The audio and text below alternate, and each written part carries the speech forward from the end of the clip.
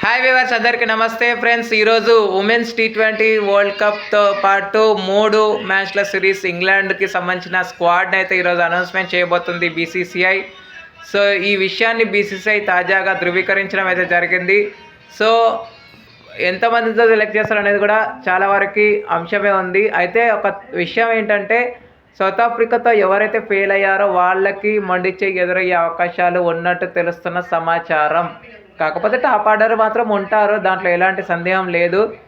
But నేను కోరుకునేది ఏంటంటే, ఖచ్చితంగా ఓ రాధా యాదవ్ లాంటి బెస్ట్ ఫీల్డింగ్ యూనిట్ ఉన్న టీంని పిక్ చేయాలని అయితే మనస్ఫూర్తిగా కోరుకుందాం గైస్. ఎందుకంటే చాలా వరకు క్యాచింగ్ ఎఫిషియన్సీ చాలా వరకు తగ్గిపోతుంది టీమిండియాది. సో రన్అవుట్స్ కూడా సరిగా చేయట్లేదు. సో ఈ విషయం పట్ల ప్రతిదీ హార్డ్ వర్క్ చేయాలి.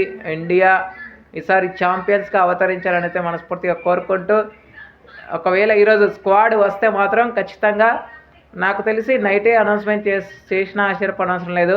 ఒకవేళ చేస్తే మాత్రం I will do the update.